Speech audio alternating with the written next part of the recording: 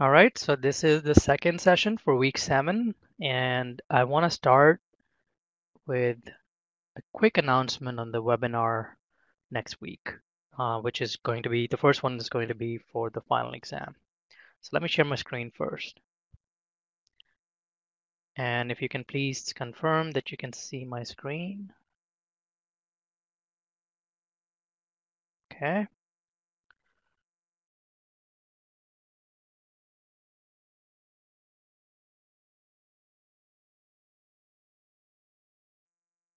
Okay, so this is what I wanted to show you. I have shared with your instructors. I actually did this um, earlier in the evening tonight, so just give it maybe a day to show up in your courses. But I shared with them 2 documents. Okay, the first is the final exam review document. It's going to look something like something like something like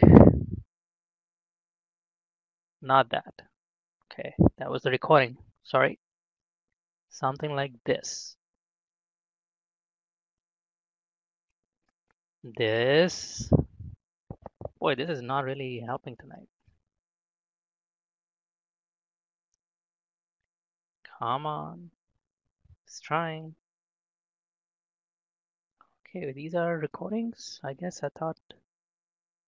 Oh, here we go. Review problems. Bingo. There you go. Okay. So I shared with your instructors. This is the first document I shared. Okay. Final exam review. This is what we're going to cover next week when we have our first webinar session. These are 12 problems or 13 maybe. Let's see, 13 problems. Okay. I've chosen them. So I created this document. I chose 13 problems that best represent the final exam. Okay. And after going over these, I think, so the final exam questions are not going to be exactly like these. Okay. But these are very much like what you're going to see on the final exam. If you can do well here, you're going to do very well in the final exam. So we're going to go over this next Tuesday. Okay. So that's the first thing I want to mention. Your instructors should be posting this document in your courses. Okay, the second document I shared with them is what we call the list and tips document. Yep, you can print it out. You can print it out once they're posted. You can print it out, save it in your laptops or or your mobile devices. Okay, the second document I shared with them is the final exam study guide.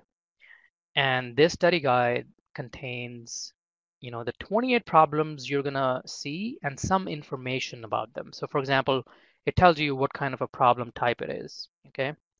So look at the first problem, determine the arithmetic mean, median, mode. So you should know how to do those. So this is a great tip, right? And then it actually gives you a little bit of a tip on how to use StatCrunch to do these, um, to do these questions. And you've done them already, but this is really good tip. Um, and then it also actually tells you a reference problem that you've already done in your homework. So if you know the reference problem very well, you will do just fine with that problem. Okay, so these again, these are 20. Since there are 28 problems in the final exam, so there are 28 problems here, and each problem has these helpful tips. So I encourage you to look at these documents, go over them this weekend. They are also posted on Professor David's website. So you all know what this website is. So go to go to this website and they're posted here. List and tips, review problems. And your instructor will be posting it um, in your courses as well. So and then again, as I said, next week on Tuesday, we're going to be, yeah, here's the website. Next week, Tuesday, we're going to be going over the review problems. Okay, so that's the first session. We're going to do the 13 problems I have in the review document. And then Thursday will be module 8.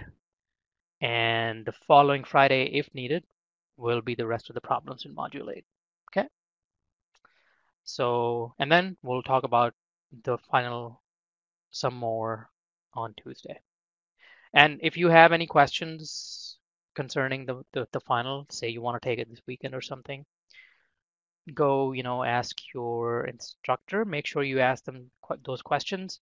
And by the way, the final exam review from the last term, 16 EW6, is posted here. This is the same review I'm going to host next week.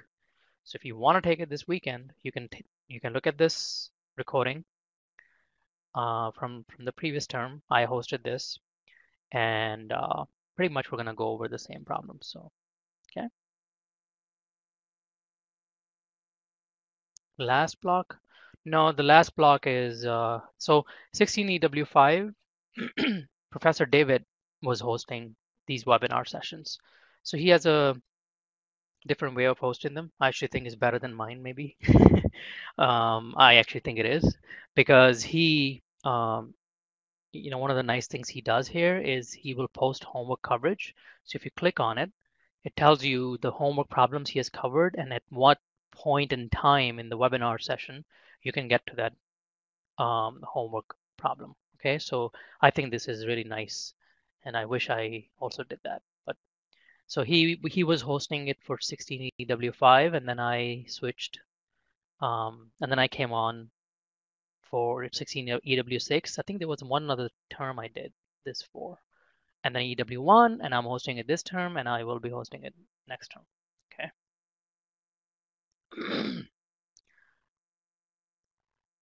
Can we access the review? Yeah, you can, but I don't know. I mean, I guess I don't know if you would want to do that because I think it might confuse you more.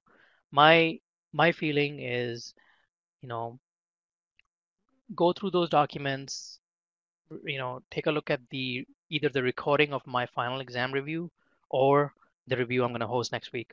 And then you can just take the exam without looking at anything. I'm sure you will be fine. Okay, so let's get back to these problems now. Okay, so how many of you have actually done at least 50% of this homework?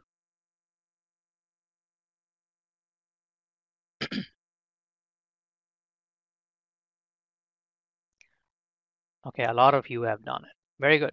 Okay, so let's take a look at this problem. A doctor wanted to determine what the relation between male's age and the HDL. Okay. The doctor randomly selected 17 of his patients and determined their HDL. And here's the data. All right. So here's the data. Age is X variable. Cholesterol is Y variable. Okay. Now my question to you is, which one of these is the explanatory variable? Yep, X, which is H. Yes, very good. And so naturally, Y, the cholesterol is the response variable. Okay, so obviously, what are we going to do? We're going to just open this in StatCrunch first.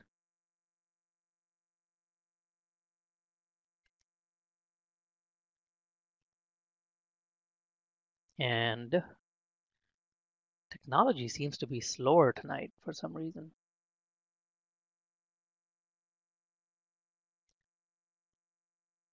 Are you guys also like seeing things running slow for Snoo or anything? Or, huh, something's going on, yeah. Hope it's not my computer. I'm running like 2 Core i7s in parallel, so it better not be my computer. All right, so what are we doing? So we have X and Y. So what we're gonna do is obviously first create the regression equation. Okay, so I'm gonna go to regression, stat, regression, and simple linear. So let's create this. You all know how to do this. So let's create this regression equation, and you all know that once you have selected the X and Y's, I always like to have the residuals versus xplot and the residuals. Save the residuals. Okay. And if I hit compute, I get my output and I get my slope and I get my intercept. Okay. And we all know what that is. The slope always goes with the x variable and the intercept is by itself. Okay, so that answers this question. Now, before we do anything, it's also asking us to look at the data visually and see if you um, notice any relationship between the two variables. So let's take a look at the scatter plot of these. Okay, so I'm going to go to x and y, and well, the scatter plot looks. What do you think? No relation. It's all over the place. Yeah, it's kind of all over the place. I don't really see any. I can, visually I can see maybe the data going this way, but I can also see that visually the data is sort of going this way, right? So naturally there's no relationship here. And I can also see a curve or something, right? Like a curved data. So I don't know. Doesn't look like there's any relationship. So clearly there does not appear to be a relation, okay? And this is your regression equation. Now, the question is asking, are there any outliers? Well, let's take a look again. Are there any outliers? I don't think there are any outliers. This data sort of appears to be all by itself, but you can consider this outlier because notice how far apart the data values are already, right? Each data value is sort of like, a cluster here all by itself, and then a cluster perhaps here, and then you have this value here by itself, and that. So you can't really say in a data that's already spread out so much, can't say much about a outlier. So I don't think there's any outlier here. Okay, so no outliers. Now it's asking you to do the test, the hypothesis test for the linear relationship. So can anyone tell me, looking at the output, what is the p-value and what is your outcome?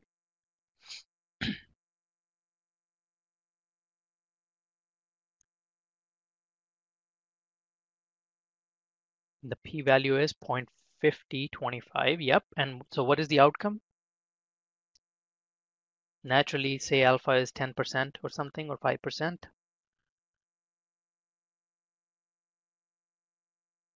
The outcome is, drum roll, do not reject H0. Yes. So do not reject H0, but what does that mean? What does that mean? What is the implication of not rejecting the null hypothesis?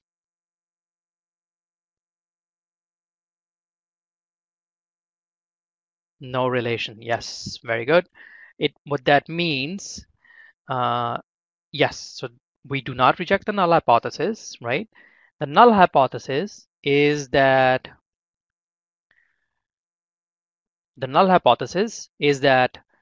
beta 1 equals 0, and the alternative says that beta 1 is not equal to 0, right? Beta 1, remember, determines what does it determine? Does it determine the y-intercept or the slope?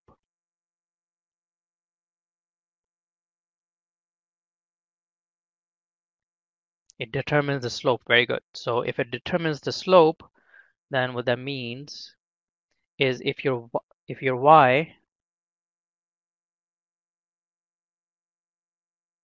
equals beta 1x plus beta naught, and the null hypothesis says that beta 1 is 0, and the alternative says beta 1 is not 0, and if you cannot reject the null hypothesis, then naturally you reject this. So you cannot reject the null hypothesis, and what that means is this can take a value of 0. If this is 0, then y just becomes, right, that. And so naturally, when beta 1 is 0, there is no linear relationship. Okay, so yes, we cannot use the least square regression line in that case. Okay, so good point. All right, so we got our right answer here. We got the p-value. The conclusion is that we do not reject the null hypothesis because the p-value is greater than alpha 0.01, 1%. Now they want us to construct a confidence interval instead of the hypothesis test for the slope. So how do we do that? Yep, option, edit, very good. I'm going to go to confidence intervals, okay? And I'll just pick 95%. And now you see that it's calculating the limits for the confidence intervals.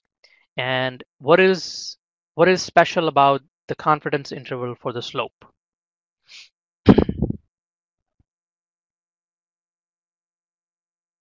Zero is included.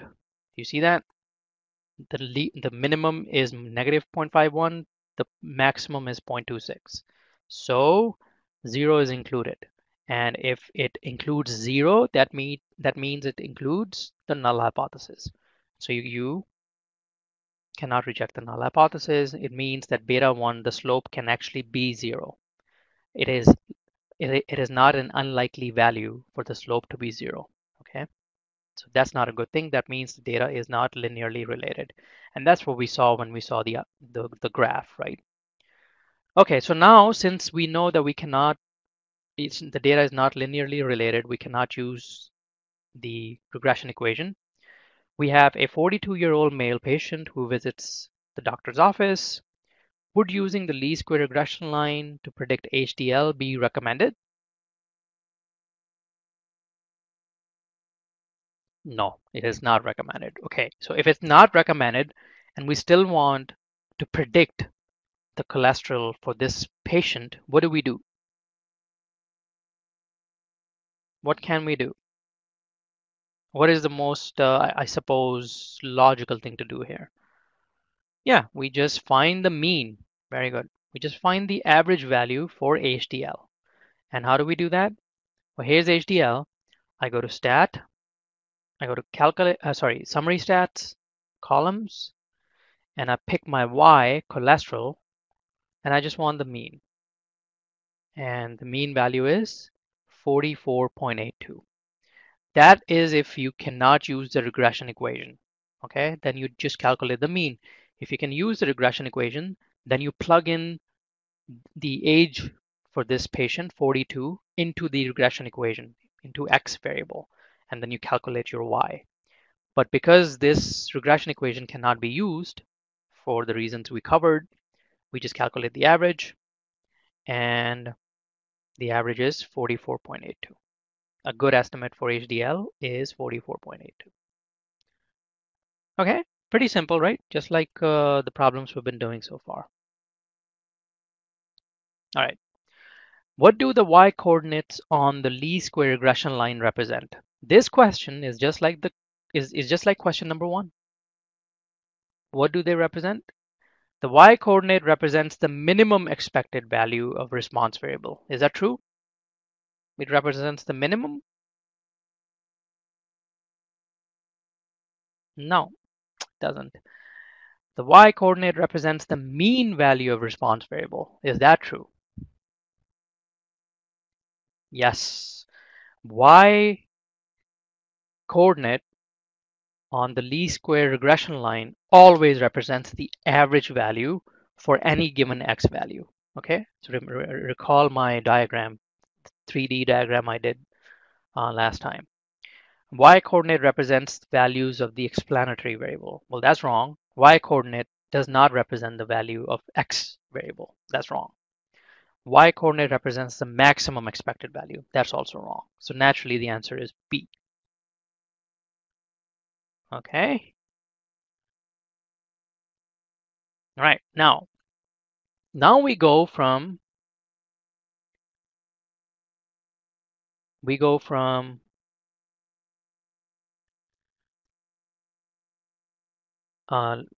simple linear or least square regression line to multiple regression line. Okay, multiple regression, but not a line, but just multiple regression.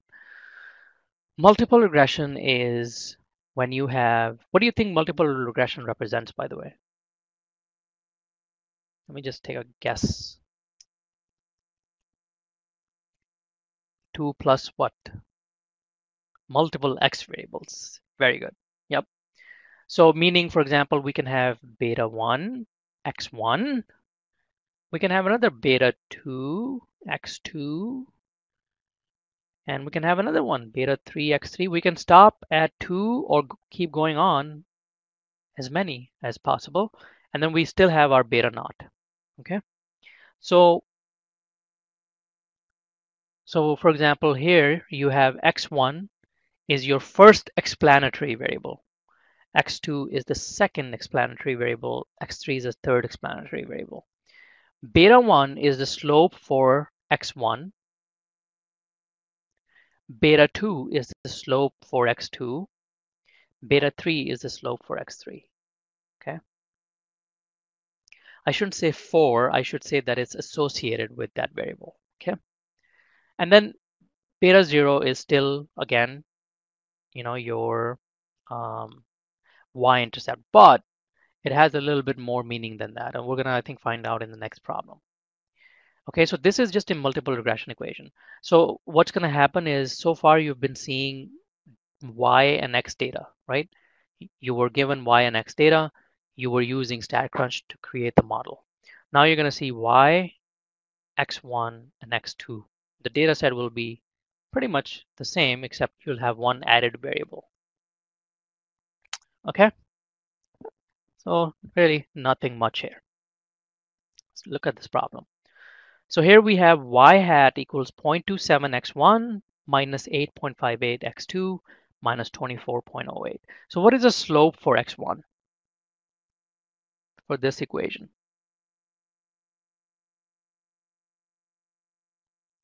(0.27 is the slope for x1.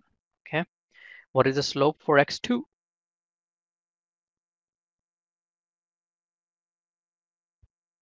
(-8.58. Very good. Very, very good. Okay. So what is the interpretation of the coefficient of x1? Okay. The slope for x1, again, is also known as the coefficient of x1. This is the coefficient for x1. So what is the interpretation of this? So remember, we used to interpret up until now. For example, if we had an equation like this, say 25, we used to do our interpretation. We used to say, hey, what this means is for every unit increase in 1, if x goes up by 1 unit, y goes down by -2.5 units. Remember that from, I think we did this last week when we did the interpretation for the slope. Each time x goes up by 1, y goes down by whatever this value is. Okay. Well, now the question they're asking is, when you have, I'm going to erase this.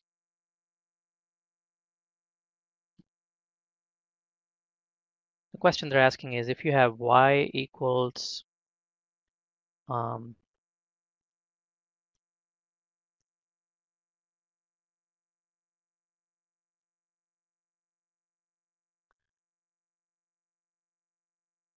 okay, if you have this equation, how do you do the interpretation for the coefficient of x1? How do you interpret this? Okay, so now you cannot say, it's not as simple as what it used to be. You can't say if x1 goes up by 1 unit, y goes up by 0.27 units. Okay, by the way, this is plus, right? This is plus 0.27. That's why both of, if x goes up by 1, y would go up by 1 if this was a simple linear regression equation. But you can't say that for this. Can you tell me why? Why can't we do this interpretation like we used to? Why?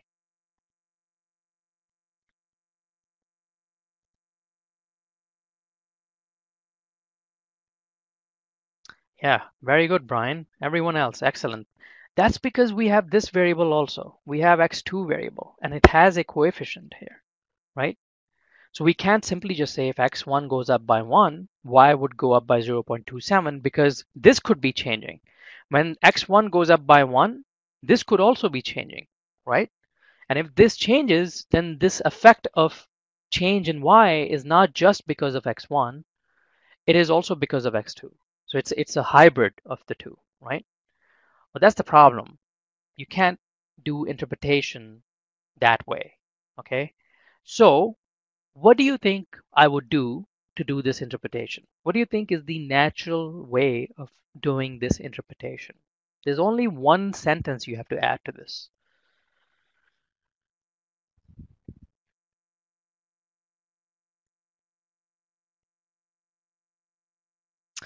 Excellent, Brian. Very, very good. Very good. Yep, that's the answer. So what you say is this. Come on. So here's what you're going to say, okay? So try to follow here. We're going to say if x1 goes up by 1 unit, okay, so it goes up by 1 unit, y would go up by 0.27 units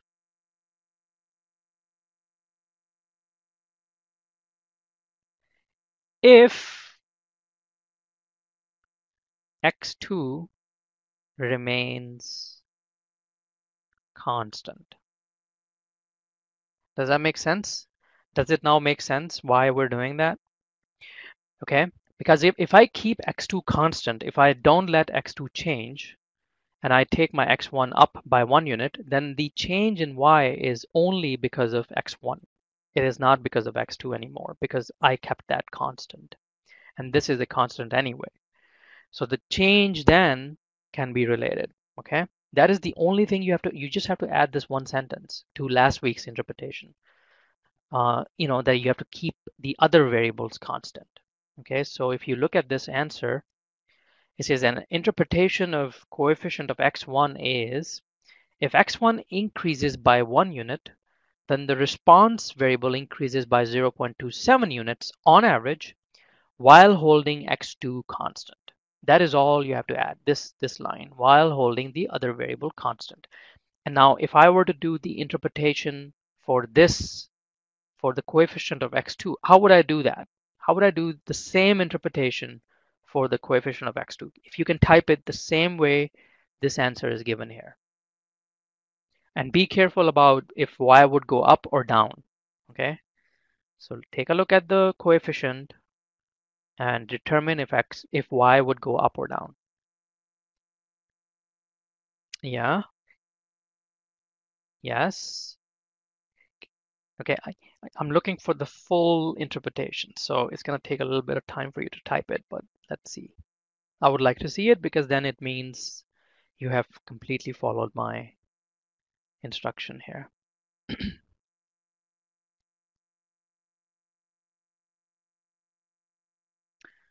Okay, if x1 remains constant, y would go down by this. Okay, Sandra is right. There's something missing, but for the most part is right.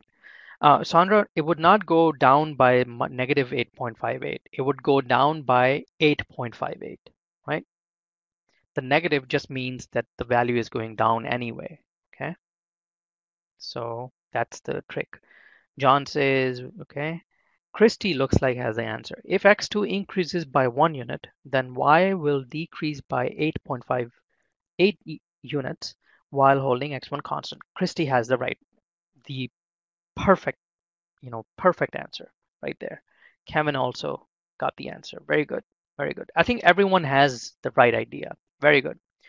So that means you all now understand how to do the interpretation for multiple regression equation. Very good. Okay. And we're going to learn how to create one in the last problem. Okay, now here's a problem. So let me first write this down. This is an interesting problem. It's actually pretty easy. And I'll show you how to do this without StatCrunch, without anything. Okay, so the problem says we have this equation. My first question to you is it simple linear equation or simple linear least square regression equation or multiple regression equation? It's multiple because there are two x variables. Okay, good. Okay, the question is this.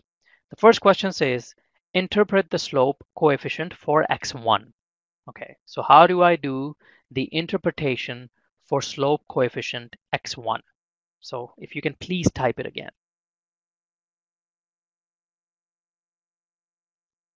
I'll give you a few minutes.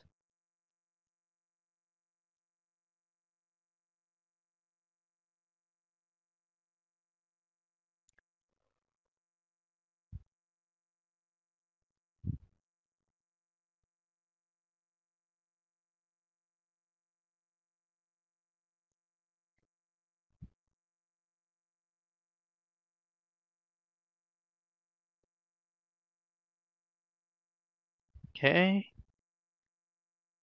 if x2 stays constant and x1 goes up by 1, then y will go down by 1. Okay, Erica, you had almost the correct answer. It will go down by 1 because the coefficient is -1. You see that negative sign here? So it's -1. Yeah, so that's the trick. It's a little tricky there, but I'm sure now you know what I mean. Okay, good. Okay, so the correct answer is that if x1 goes up by 1 unit, then y will go down by 1 unit if x2 remains constant. Okay, so the slope coefficient of x1 is -1. Okay, it is -1 here. This indicates that y will decrease by 1 unit for every 1 unit increase in x1, provided that x2 remains constant. Okay, so that's the first problem. Okay, interpret the slope for x2. Similarly, the coefficient for x2 is +5. So what that means is if x2 goes up by 1 unit, y goes up by 5 units if x1 remains constant. Okay, very simple. Just like the previous one, except this time you have a +5 coefficient. Plus indicates y goes up. Okay, now the question says determine the regression equation when x1 is 10. Okay, so what is the regression equation if x1 is 10? What do you think I would do to calculate that regression equation if x1 is 10?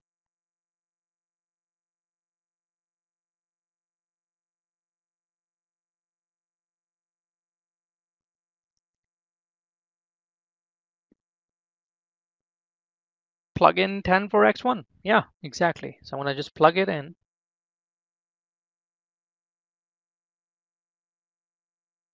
Okay, and I get -5 plus 5x2. Okay, so that's my regression equation. When x1 is 10, I plug in 10 and I get y hat equals -5 plus 5x2. Okay, so here's my question. Two things to consider. First of all, what is the y-intercept for this?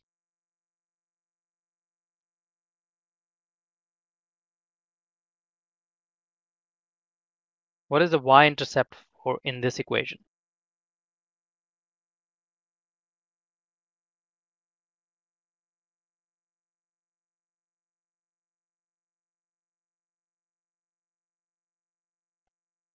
Y-intercept is -5 here, right? So the y-intercept is -5. And what is the slope in this equation? It's +5, right? So it's +5. Okay, did you notice that when we plugged in x1 equal to 10 in this equation, the multiple regression equation became simple, least square regression equation, right? This is a least square regression equation now because you just have one x variable. And you were able to tell where the y-intercept is and where the slope is, right? And the values of it, okay? So my first question to you is the slope is +5, right? Is this slope obviously is positive? So if I were to draw a graph of this line, tell me if the line, do you think the line would look like this or the line would look like this? Would the line be going up or the line be coming down? You can just tell the color or something or just type up or down. Yeah, it would look like this because the slope is positive, meaning the line is um, is going up, right? When x increases, y is increasing. So the line is going up. So we all agree that the line goes up. Okay, so let me go back. So we all agree that the line goes up. Okay, and it hits y at point -5. All right, now you'll see why I'm telling you this. Okay, you'll see why I was asking you about this. Let's take a look at the next problem. So we got this answer, which is correct.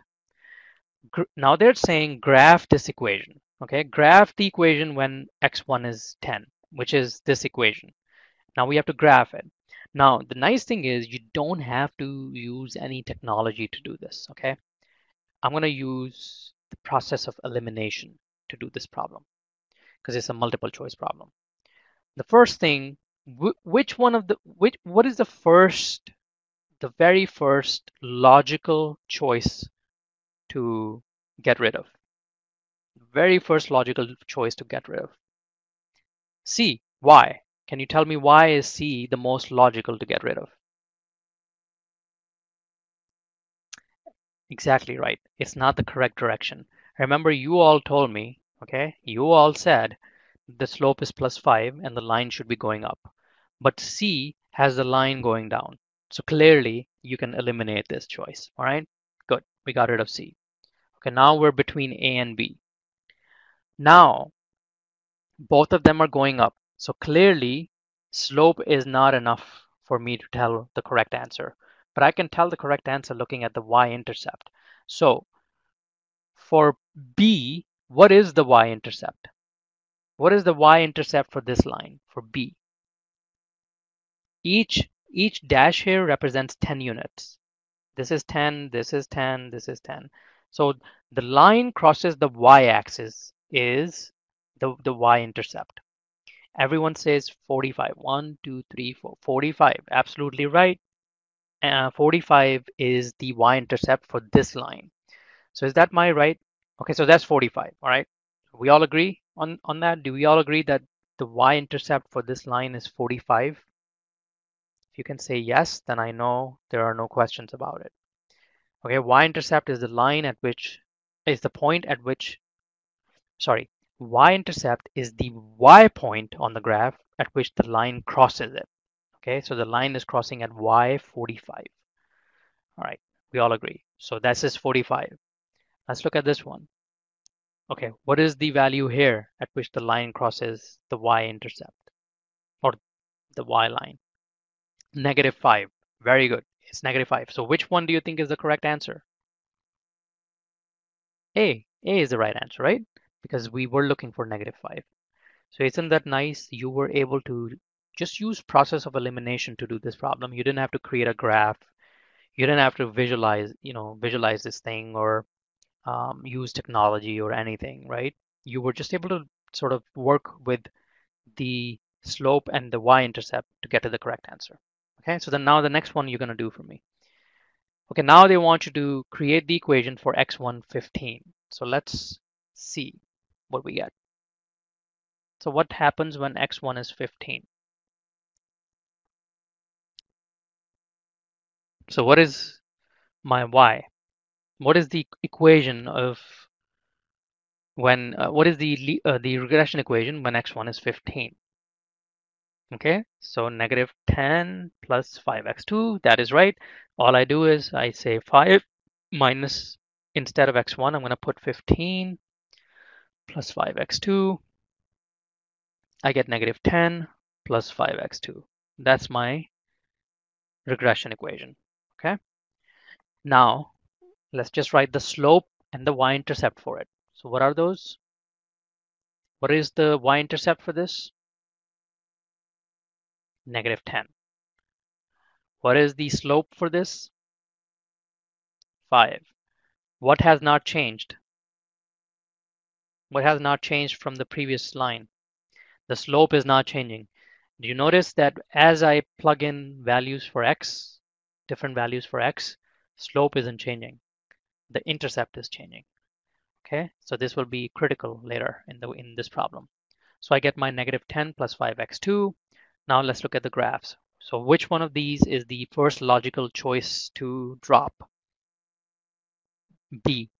B can be the right answer because again the line is going down, right? This is a negative slope. So we have a positive slope. So this is wrong. Okay. Our intercept that we're looking for now is -10. So does A or does C have a -10 intercept? C does, right? Because A has 10, 20, 30, 40, 50, -60. Okay. And this is -10. You see that? This is -10, has a positive slope. So C is the right answer. Okay.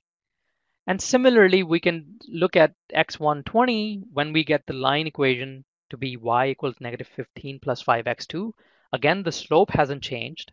The y-intercept drops more. So the right answer again is A now because B is not the right answer.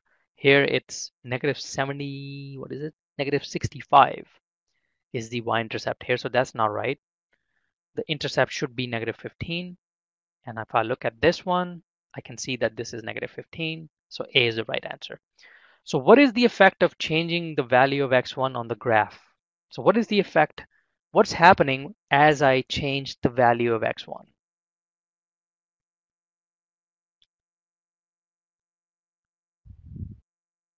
It's changing the y-intercept. Very good. It's changing the y-intercept. And in this particular problem, the line is, so the third one was -15, right? So the line is clearly, if you draw it, the first line, I'm just going to put -10, let me put -5 here, -10 here, -15, okay? And the line is doing this. So the first line was crossing at -5, okay? It was going like this.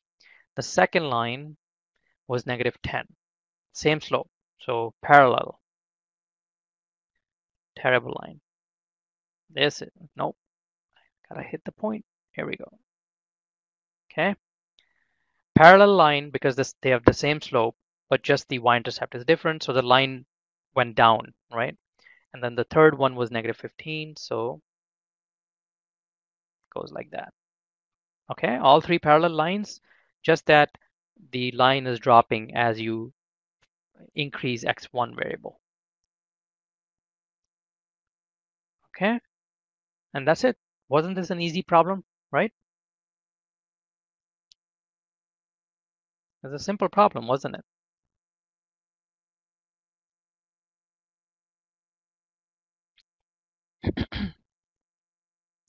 Okay, last problem for the week. Okay, now you see we have two x variables and one y variable. So this clearly is going to lead us to a multiple regression equation. So the question is, determine if there's a linear relation among air temperature, which is the first explanatory variable, wind speed, which is the second explanatory variable, and wind chill. So you're predicting wind chill using wind speed and air temperature. Very natural, right? It's natural to pick these as your explanatory variables and try to predict the wind chill. And here's some data they've given you. So let's open this in StatCrunch. So here's the data. Now, how do you think I will do this? How can I create a multiple regression equation? Anyone? Anyone want to volunteer? Has anyone tried it? Stat?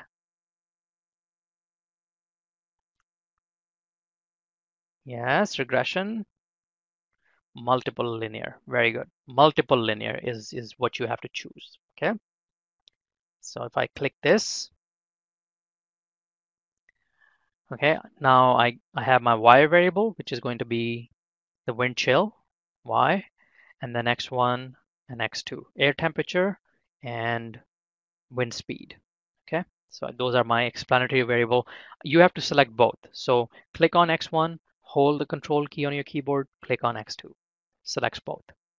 Okay, and then the same thing, you're going to save your residuals,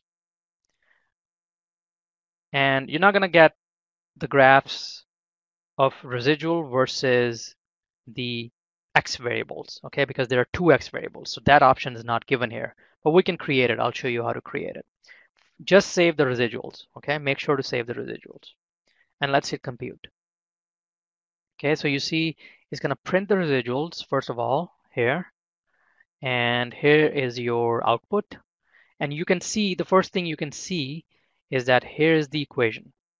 Okay, so x1 equals negative 25.018 plus 1.33 x1 minus 0.414 x2. And again, it's also given here. The estimates are given here corresponding to the parameter type. Okay, so the intercept is negative 25.018. The coefficient for x1 is 1.334. The coefficient for x2 is negative 0.414. Okay.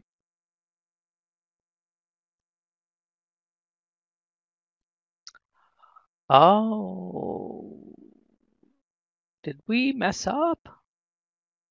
That is wrong. That's an error.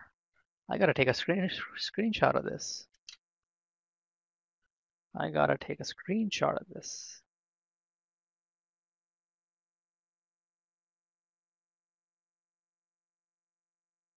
Okay.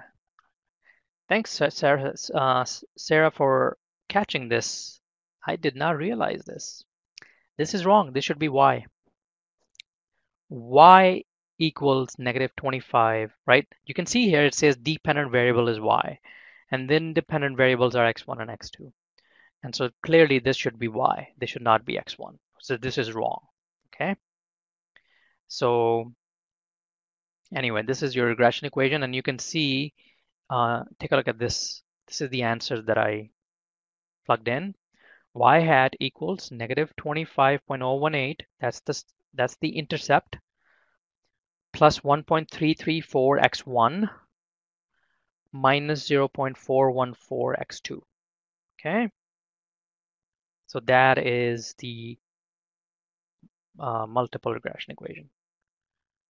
Kathy, why did you get an error? Maybe just make sure you plugged in the right variable. You chose the right variables here. Okay, you have to, for y you have to choose y, and for x1 and x2 you have to choose both of these. Okay. I'm hoping it was just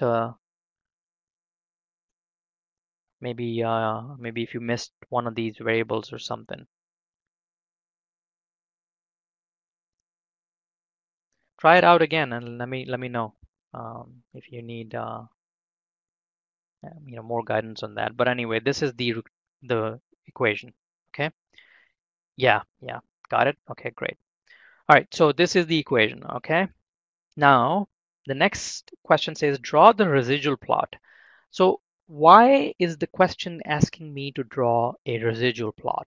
Remember the residual plot we draw? We plot residuals versus the x variable. Why do we do that? Anyone from last week? Why do we do that? What does it tell us? It tells us something.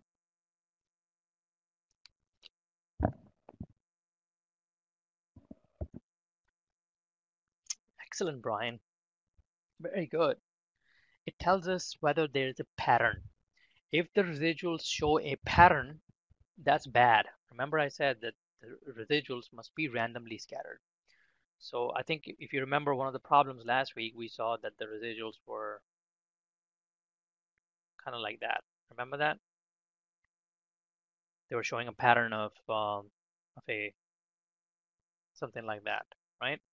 Those were pattern residuals, and we want to avoid those residuals. Okay. So the question is saying draw the residuals versus x1 and then draw the residuals versus x2. Okay. Draw them against both x1 and x2 and tell us what do you see. Okay. So let's draw it. Now clearly my choice here would be to just do a scatter plot. Okay, I can do a scatter plot and I can choose for x variable, let's first choose x1, and for y variable, I can choose the residuals. Okay, this will plot residuals versus x1 variable. Okay, so that's all I have to do, hit compute, and I get this. So what do you think? Well, this looks pretty scattered, right? The data is fairly scattered. Looks good, no pattern. I think you all agree with me. Okay, so this is good, very good. Okay, I'm happy with this. So far so good, but we need to do this for the second variable as well. Okay, in multiple regression, you have to check the residuals versus every x variable.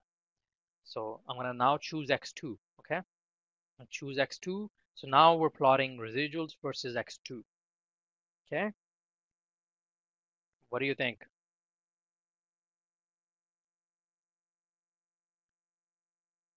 Yeah, there's a pattern here. See that? That's not good. There is a pattern. Not good. Okay, so because there's a pattern for x1, yes, but not for x2, not for x2 or x. There's a pattern for x2, not for x1, but because there's a pattern for x2, I still cannot use this regression model. Okay, that still violates um, the condition. Okay, so here it says create the residual plot for air temperature. Air temperature was x1. Remember when we plotted, the data looked like this. Okay. Um, by the way, if you want to get this same graph, let me show you what to do. Let me go back to x1, which is the temperature. Here's a graph. You can see that, the answers are going from -40 to 40 for x. So I can choose this. I can double click on these x-axes, double click, and when this window pops up, just put -40 for minimum and 40 for maximum. Okay, so here we get this, and then y is -10 to +10. So I'm going to double click on any of these y-axis values, go from -10 to +10. Okay, and here we go. Now this data looks something like this. Okay, it doesn't look anything like all these other. Oops, I need to disable this Windows snapping that it does. Snaps through. All right, are we in business? Yep. Okay. So it doesn't look anything like any of these graphs. The only one that matches is D. Okay. Now that was the air temperature. Now we have the wind speed, and here is the wind speed graph, and we saw that it looked like this, right? It looked like a um, parabola, right? Here's a pattern. So the question is what you might conclude based on plot of residuals against the wind speed, which is the x2 variable.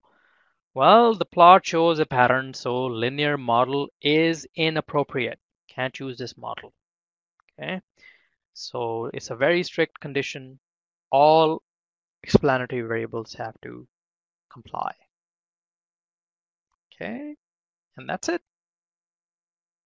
I think this week was actually a fairly easy week, don't you think? These problems are fairly straightforward.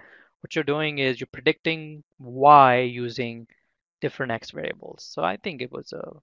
And by the way, this what you just learned this week, these predictions, these predictions are, you know, this is a very big, big industry. So this is something where you can really build a career out of, creating these regression equations. Okay. Vince, what I'm going to do is I'm going to post the recording. So you should be that was the first problem we did. So I'm going to post the recording right now and you can access it and then you can see the recording and the first problem. Okay. So I'm going to post it right now.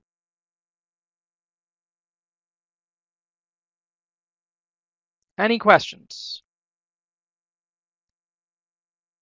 We have covered everything that's on the final exam. Isn't that nice?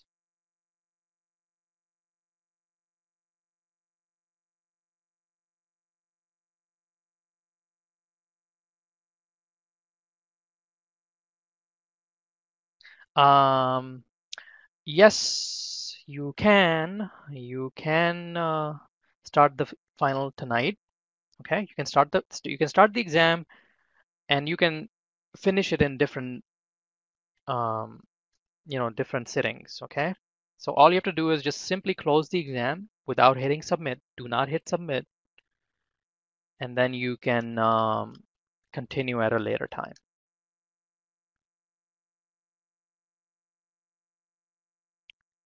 Okay, so nope, that'll be just the first attempt. The attempt is counted when you hit submit.